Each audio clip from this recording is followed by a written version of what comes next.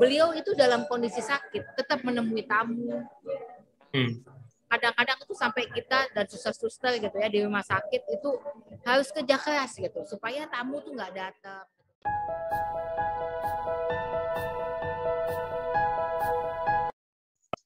Bismillahirrahmanirrahim. Assalamualaikum warahmatullahi wabarakatuh. Sahabat Langit 7, dimanapun Anda berada, kali ini jumpa lagi bersama saya Rahman Habsyi dalam acara Apa Kabar Ustadz. Kali ini yang kita wawancarai adalah putri daripada Kiai Haji Abdurrahman Wahid, ulama yang juga Presiden RI yang keempat. Alhamdulillah dari di tengah-tengah kesibukannya putri beliau ini kita mendapatkan waktu untuk wawancara. Mudah-mudahan kita lebih mengenal lagi dengan Kiai Haji Abdurrahman Wahid yang kita kenal dengan nama panggilan Gus Dur. Yang tentu saya rasa seluruh warga Indonesia pasti mengenal beliau. Tapi kan kita mau dengar lagi dari sumbernya langsung. Ibaratnya riwayat hadisnya ini riwayat hadisnya yang paling sahih gitu. Jadi kalau bilang hadisnya itu hadisnya paling sahih. Rawinya rawi paling sikoh lah gitu. Karena kita dapat dari putri beliau langsung. Apa kabar Mbak Inaya? Sehat? Assalamualaikum Ustadz. Waalaikumsalam warahmatullahi. Gimana kabar? Sehat? Alhamdulillah sehat. Ustadz gimana? Semoga sehat-sehat juga ya. Alhamdulillah sehat. Ini lagi di mana nih posisi ini? Ini posisi lagi mau menuju Jogja, Ustadz. Bisa buka puasa di jalan apa bisa buka puasa di tempat? Kalau lihat waktunya sih kayaknya buka puasa di sini. Ini sebentar lagi nih Ustadz kita buka lagi, puasa. Insya Allah ya. Iya. Mbak Inayah, ini kita memang Langit 7 ini programnya belum lama, baru programnya. Namanya Apa Kabar Ustadz. Jadi kita mewawancara ustadz yang ada di Indonesia agar lebih masyarakat lebih dekat dengan para ustadz, mengetahui sisi kehidupan kesehari-hariannya. Nah, kali ini kan kita mau tanya-tanya sama Mbak Inayah ini tentang ayahanda daripada Mbak Inayah, yaitu Kiai Haji Abdurrahman Wahid yang terkenal dengan Gus. Saya ini dulu waktu masih kuliah suka main ke Ciganjur sih sebenarnya dulu. Waktu masih kuliah sering datang sama teman-teman itu. Waktu itu saya sempat aktif sih di TNI saya dulu. Suka datang sama teman-teman, ketemu dengan Gus Dur, suka dapat wejangan-wejangan lah. Tetapi kan kalau kita ini kan waktu masih mahasiswa kan wejangan kan cuma sesaat. Kalau Mbak Inayah kan sehari-hari bersama Anda dan hidup bersama ayah. Dan tentu banyak tahu, bahkan mungkin banyak petuah-petuah dari ayah Anda yang kita juga belum pernah dapat, kan bisa dapat juga dengar dari Mbak Inayah. Gimana? Awalnya Mbak Inayah dulu deh, Mbak Inayah kesehariannya, aktivitasnya, terus kemudian pesan-pesan daripada ayahanda Gus Dur kepada Mbak Inayah dalam menjalani hidup dan membangun karir, sampai kan saya lihat sekarang kan anak-anak Gus Dur, masya Allah semuanya berkiprah di dunianya masing-masing dan semuanya masya Allah keumatan tidak pernah mereka lepas ya. Saya lihat itu. Iya Ustadz, terima kasih Ustadz. Apa ya, gimana ya mulainya ya? Mulainya kalau kesibukan sekarang saya bersama kakak-kakak, terutama kan setelah ayah meninggal 12 tahun lalu itu, kemudian banyak teman-teman, terutama dari kelompok-kelompok yang dulu dibela oleh ayahanda gitu ya, teman-teman dari kelompok minoritas itu bicara kepada keluarga dan bilang, wah sekarang setelah Gus Dur wafat, siapa yang akan melindungi kita lagi gitu. Jadi kemudian akhirnya kami sadar bahwa perjuangan Gus Dur itu yang dulu sudah diperjuangkan oleh Gus Dur, kalau nggak diteruskan ya kemudian akan hilang. Jadi kami dan keluarga memutuskan bahwa ini perjuangan yang harus diteruskan dan harus istilahnya ini kalau orang lain itu mungkin mewarisi harta, Gus Dur itu ngewarisin PR gitu. Nah, mewariskan apa namanya, persoalan bangsa gitu ya.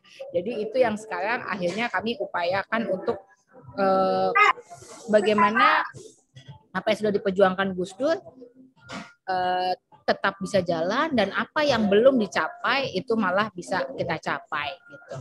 Nah, yang kami lakukan akhirnya kami membentuk gitu ya, kami keliling-keliling mengumpulkan sahabat-sahabat Gus Dur yang dulu berjuang bersama Gus Dur, dan kami membentuk sebuah jaringan yang namanya Jaringan Gus Durian. Ini adalah jaringan dari orang-orang gitu ya, yang individu-individu, kelompok-kelompok yang kemudian bukan hanya menyepakati nilai-nilai Gus Dur, tapi juga kemudian merasa bahwa ini sesuatu yang penting untuk terus diteruskan, dijalankan, dan disemai gitu. Jadi akhirnya kami membangun jaringan Gus Durian ini gitu di seluruh, alhamdulillah sekarang ada di hampir seluruh daerah di Indonesia, bahkan di beberapa daerah di luar, ada di Asia Tenggara, kemudian ada di Hong Kong, di Taiwan, kemudian di Mesir, di Irak, di Saudi, ya sudah ada lah di beberapa negara lainnya gitu. Jadi ya alhamdulillah lah, semoga ini bisa apa ya, warisan nilai-nilai Gus Dur nggak hilang gitu. Masya Allah, Masya Allah, Masya Allah. Ini memang saya melihat itu juga. Saya melihat bahwasanya betapa putra putri Gus Dur ini semua berkiprah di dunia sosial, tentunya. Bahkan banyak sekali orang-orang yang minoritas itu saya lihat selalu dibela, termasuk dengan kakak dari Mbak Inayah, Jenny juga. Terus ini Mbak Inayah, kesehariannya Gus Dur, ingin tahu kita nih. Kalau di rumah sama anak-anak gimana sih? Kalau di rumah sama anak-anak, nah kesehariannya kalau di rumah sama anak-anak berarti orang itu harus ada di rumah. Lah orang Gus Dur nggak pernah ada di rumah gimana? Nah, kan bingung kita jadinya.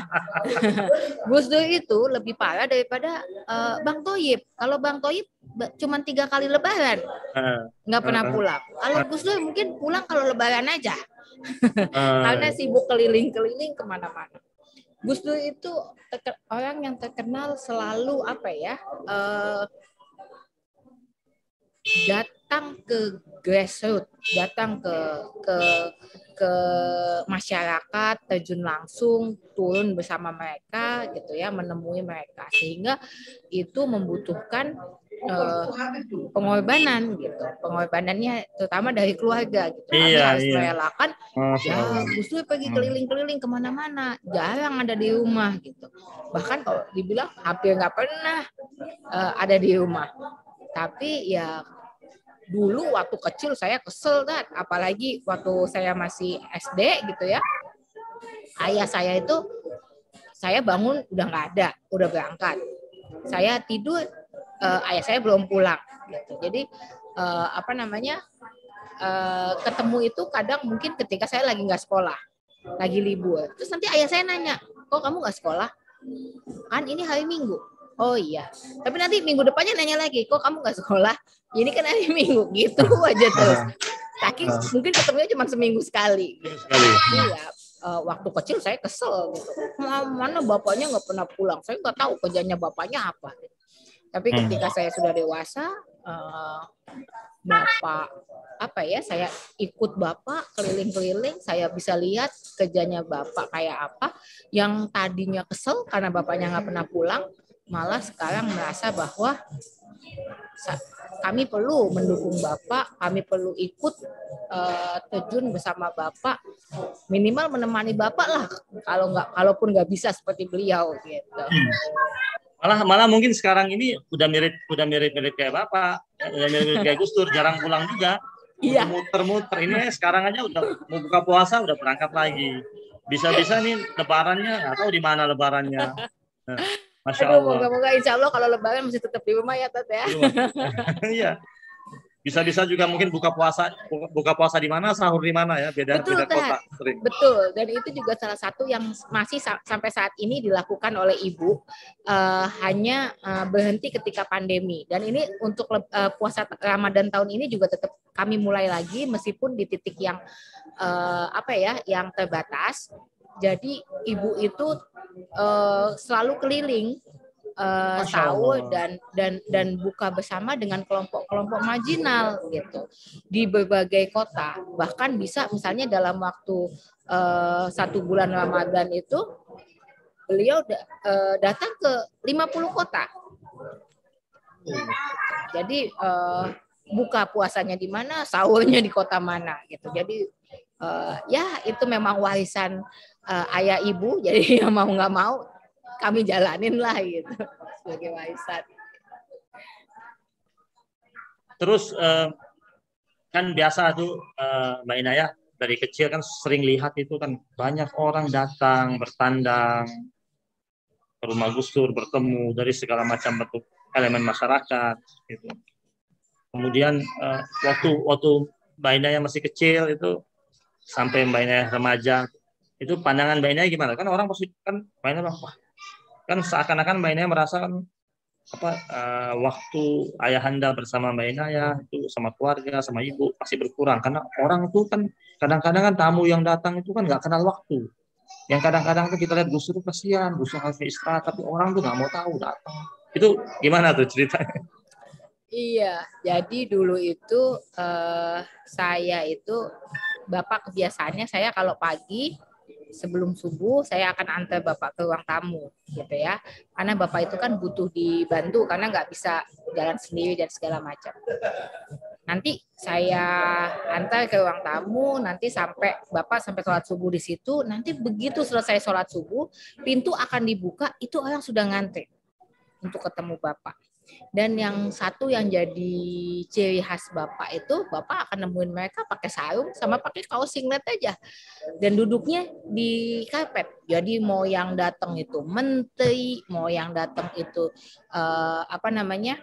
tukang sampah keliling, ya semua duduknya di tempat yang sama, semua duduknya di karpet gitu. Duduknya bareng-bareng ya sama aja di situ. Nggak dibeda-bedain, ini karena ini menteri, karena ini pejabat, jadi duduknya di kursi. Enggak, ya udah sama aja semuanya bareng-bareng gitu. Nah, dulu saya ya kesel lah gitu, bapaknya nggak punya waktu dan segala macam. Tapi ya semakin kesini saya semakin paham gitu bahwa Apalagi ngalamin sendiri sekarang ini. Iya, meskipun dulu saya nggak pernah ketemu Ustadz Rahman ya, waktu Ustadz Rahman ke rumah. Iya, nggak pernah ketemu. Nggak pernah ketemu orang itu. Iya, tapi ya akhirnya sekarang paham apa sih yang dilakukan oleh Bapak. Begitu Bapak meninggal, banyak sekali orang-orang yang kemudian cerita ke kami, oh bapakmu itu melakukan ini loh ke kami. Oh bapak kamu tuh melakukan ini bersama kami. Oh bapak kamu bikin ini, bapak kamu bikin itu di situ. Baru terutama setelah bapak meninggal, kami baru sadar bahwa ya Allah ternyata yang selama ini dikerjakan bapak itu bapak nggak pernah pulang. Itu ya karena memang ada di grassroots, mengerjakan ini, mengerjakan itu dan segala macam, membangun fondasi-fondasi di mana-mana. Dan itu yang kemudian akhirnya kami jadi yang kayak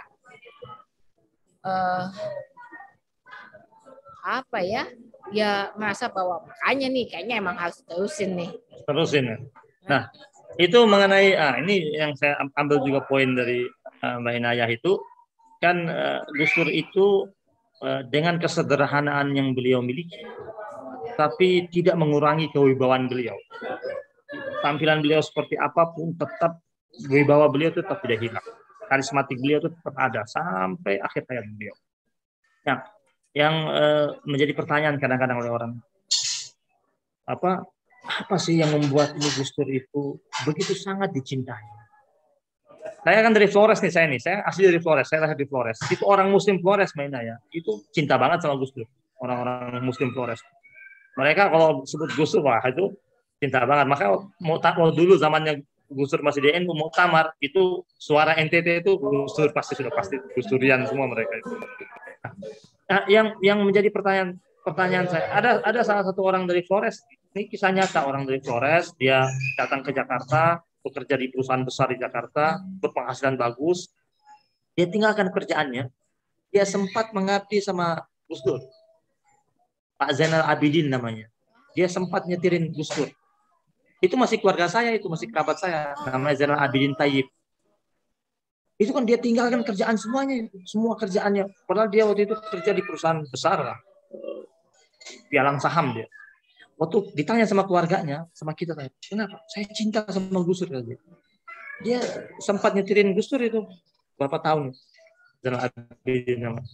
Nah, itu kan apa? Orang bertanya-tanya, pasti itu rahasianya apa sih itu? Karismanya, Masya Allah. Kira-kira dari keluarganya apa nih? Rahasianya itu adalah gini, kita itu nggak bisa maksa orang untuk cinta sama kita, untuk suka sama kita. Yang bisa kita lakukan itu adalah melakukan kebaikan-kebaikan untuk mereka.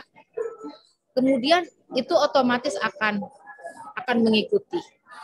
Orang kalau diperlakukan baik, ya siapa yang kemudian nggak. Waktu Gus Dur wafat, sampai hari ini, cuman ini karena ada pandemi ya, jadi makamnya ditutup. Tapi dulu itu sebelum pandemi, dan nanti insya Allah mungkin sebentar lagi akan dibuka lagi, makamnya itu nggak pernah sepi. Bisa sehari itu 2.000 orang lah yang datang. Gus Dur itu selalu memberikan manfaat bagi orang lain, memberikan pembelaan, kelompok-kelompok yang kemudian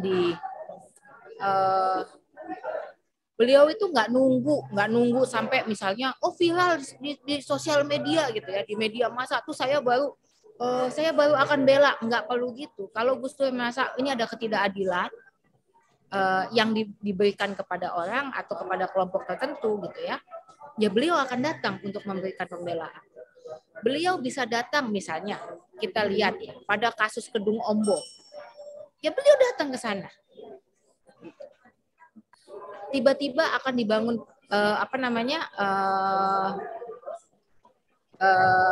pembangkit listrik tenaga nuklir gitu misalnya ya, dan sudah jelas itu akan merugikan masyarakat di sana gitu. Beliau datang langsung berdemo bersama. Atau misalnya dulu itu pernah ada seorang Konghucu yang kemudian saat itu belum boleh ya, Konghucu belum jadi agama gitu, dan kemudian mau menikah tapi nggak diperbolehkan oleh negara. Gus Dur tiba-tiba datang, nggak kenal, nggak tahu ini siapa. Nah, pembelaan seperti itu kepada kelompok-kelompok petani, nelayan, kelompok rentan, difabel, minoritas agama, pembelaan terhadap mereka. Sekarang kalau kita kemudian melakukan pembelaan, siapa yang kemudian nantinya nggak akan membela? Jadi saya rasa kalau ditanya rahasianya apa? Rahasianya ya, kalau kita memang bekerja untuk memanusiakan orang lain gitu ya, saya rasa itu akan dengan sendirinya gitu. Orang akan juga mencintai kita. Itu sih yang saya rasa yang selama ini dicontohkan oleh Gus Dur.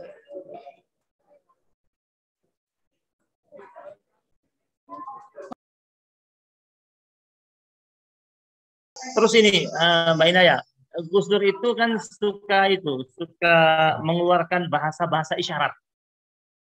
Kadang-kadang ada kata-kata kunci yang susah ditebak. Nah, kira-kira tuh kalau di rumah suka begitu juga nggak? Ada bahasa-bahasa. Kan kadang-kadang Gus Dur kan suka keluarin kalau ada statement-statement itu yang banyak orang. Tetapi kadang-kadang statement beliau itu nanti berapa tahun kemudian kejadian.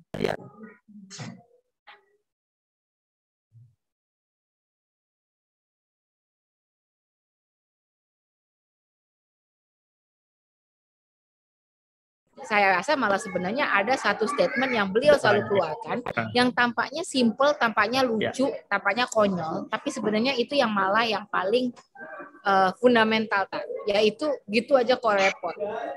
Buat orang itu lucu. Atau jadi kayak gampangin atau apa. Padahal sebenarnya enggak. Itu menjadi sangat fundamental karena gini. Karena hal-hal yang prinsip, hal-hal yang penting itu sebenarnya sangat simple ya, bukan gampang. Jadi sebenarnya kita nggak perlu repot, tinggal ngikutin prinsip-prinsip aja, prinsip kemanusiaan yang sebenarnya udah ada di Al-Quran misalnya, prinsip negara, hukum negara udah ada di undang-undang, semuanya udah ada, tinggal diikutin aja. Jadi gitu aja sebenarnya nggak perlu repot. Cuman kan masalahnya kemudian kita nih, kita nggak kayak Gus Dur yang kayak dia nggak nyari kekuasaan misalnya. Juga kemudian ketika diminta untuk turun gitu ya, meskipun sebenarnya itu inkonstitusional gitu ya, beliau di kudeta gitu ya, dan itu melanggar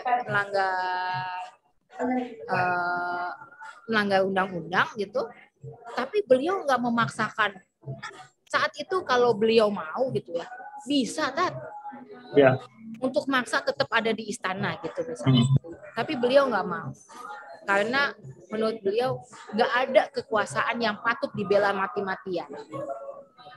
Kekuasaan itu nggak patut dibela. Kenapa? Karena kalau buat beliau yang di atasnya politik itu, kekuasaan itu kan soal politik, dan di atasnya politik itu adalah kemanusiaan, nggak bisa enggak. Nah, hal-hal kayak gitu yang kemudian saya rasa membedakan. Gitu. Nah, jadi apa ya? Tanya rahasianya apa ya, itu rahasianya ya Gus Dur itu kemudian apa ya bahasanya itu mungkin udah hal-hal yang kalau buat kita nih penting banget tuh buat dibelain, jabatan, posisi, power gitu ya. Apapun itu bentuk powernya, mau dari modal misalnya uang gitu atau apapun. Buat Gus Dur itu nggak penting. Iya. Memang kelihatan sekali yang begitu ikhlasnya Gus Dur ketika beliau meletakkan jabatannya. Kemudian kalau Gus Dur mau menggunakan seluruh perangkat yang ada sangat bisa untuk mempertahankannya. Dan memang kelihatan kewaraannya, keulamaannya yang lebih mementingkan sisi kemanusiaan. Betul sekali itu. Nah, sekarang nih mau kita tanya nih, hari-hari pasca beliau turun itu. Jadi setelah beliau turun itu kan pastikan sempat ada banyak waktu bersama keluarga ketika beliau turun. Mas, setelah beliau turun paling nggak ada cerita-cerita yang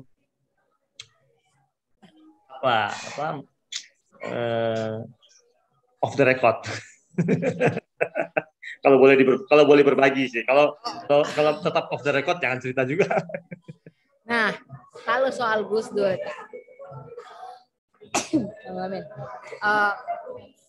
off the record, on the record semuanya sama aja. Apa yang kita lihat ya Gus Dur itu ya begitu dah. Nggak ada pencitraan, nggak ada saya mau di branding dengan sifat yang begini gitu. Biar kesannya humble atau apa, Gus Dur nggak peduli soal kayak gitu, nggak kepikiran juga. Tapi kalau off the record itu,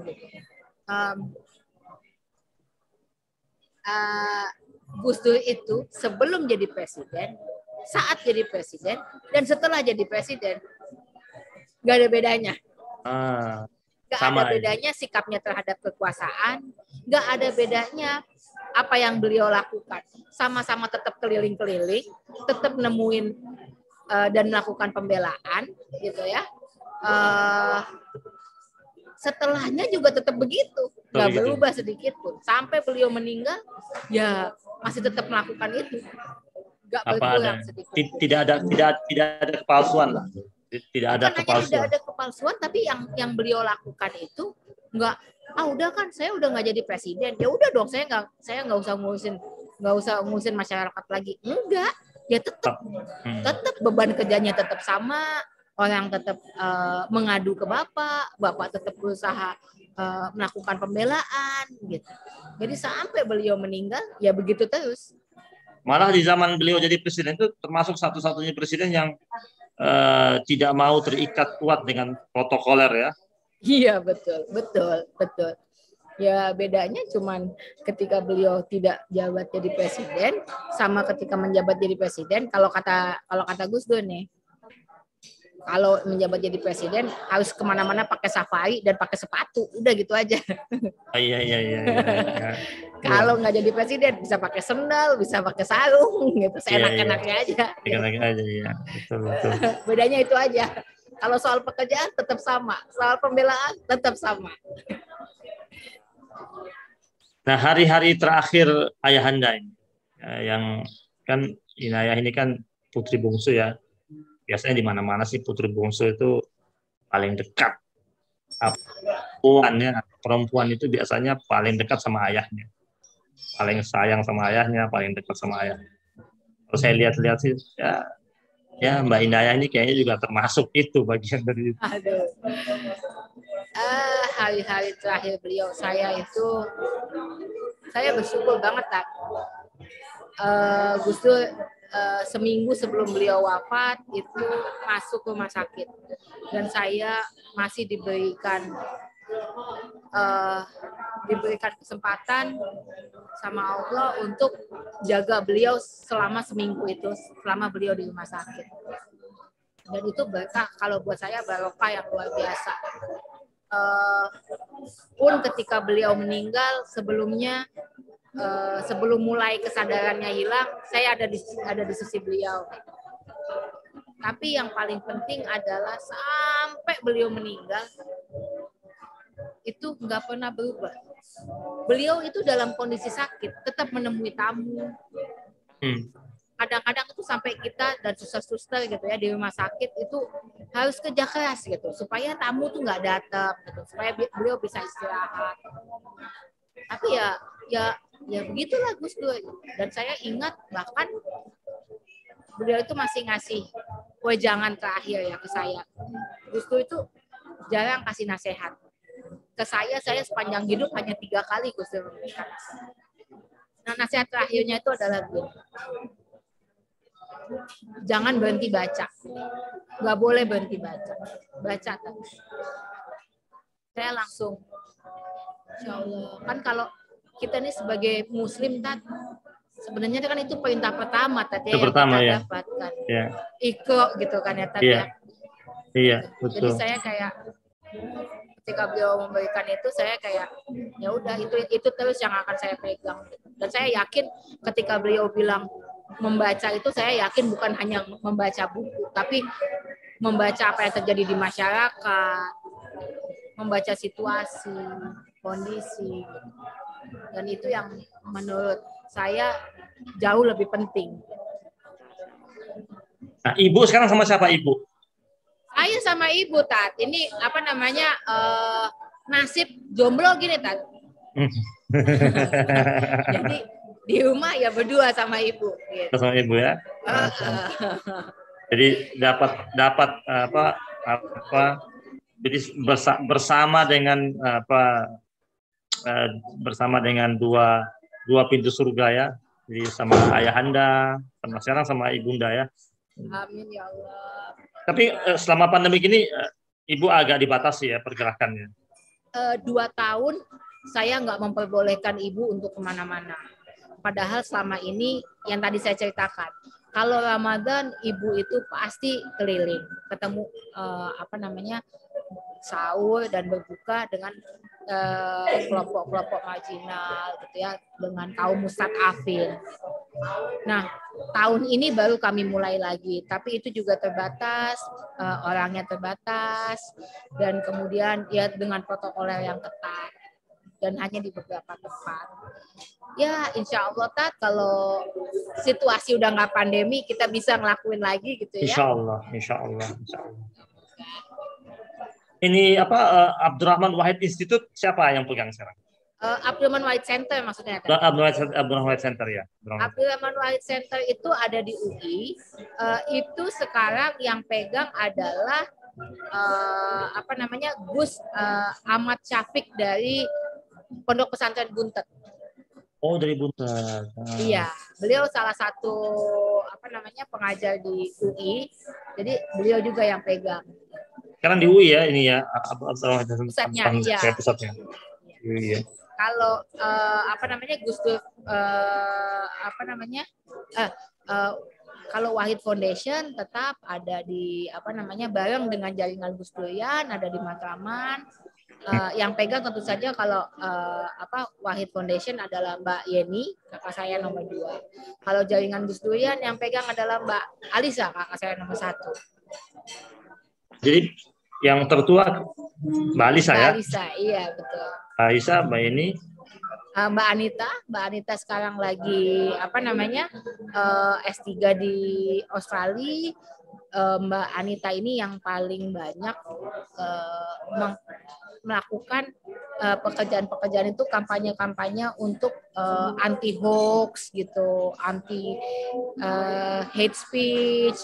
Kalau di sosial media gimana caranya kita membedakan hoax atau tidak, ya kayak gitu-gitu. Apa namanya? Dia mendirikan yang namanya Masyarakat Anti Fitnah dan Hoax. Wah, bagus sekali. Indonesia, iya. Gitu. Negeri sekarang ini, masya Allah, ini pertebaran antara fitnah, hoax, sampai kata orang sih, banyak orang bilang kita sulit membedakan mana berita dan mana fitnah gitu. Dan yang sedih kan kemudian yang jadi korban itu keluarga. Banyak keluarga yang pecah hanya karena fitnah, hanya karena hoax. Betul sekali. Baik, Mbak Inayah, terima kasih banyak nih. Di tengah-tengah kesibukannya, di tengah-tengah penantian untuk keberangkatannya keluar kota, masih menyempatkan waktu bersama Langit7.id. Kami terima kasih banyak sudah berkisah tentang Gus Dur. Karena kisah tentang Kiai Haji Abdurrahman Wahid ini pasti banyak sekali yang sebenarnya kita bisa gali-gali lagi. Insya Allah pada masa-masa mendatang lah. Mbak Yana, jangan kapok ya sama Langit 7 ya. Ya, saya siap sedia menunggu panggilan dari Langit 7. Semoga bermanfaat apa yang tadi saya sampaikan. Karena media kita ini kan berusaha untuk menampilkan wajah Islam yang teduh, sejuk, yang moderat gitu.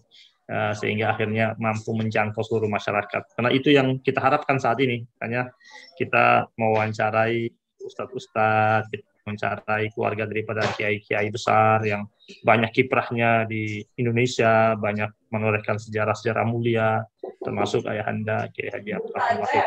Dan kita doakan semoga beliau Allah Subhanahu wa taala tempatkan yang mulia di Jannatul Naim, kemudian kuburannya menjadi taman daripada surga yang Allah Subhanahu wa taala. Mbak Inayah, terima kasih banyak. Salam buat Ibunda ya. Salam hormat dari saya buat kita, buat semua keluarga ya. Terima kasih banyak. Sehat-sehat semuanya. Selamat berbuka puasa. Semoga puasa kita diterima oleh Allah. Amin ya rabbal alamin. Terima kasih. Assalamualaikum warahmatullahi wabarakatuh.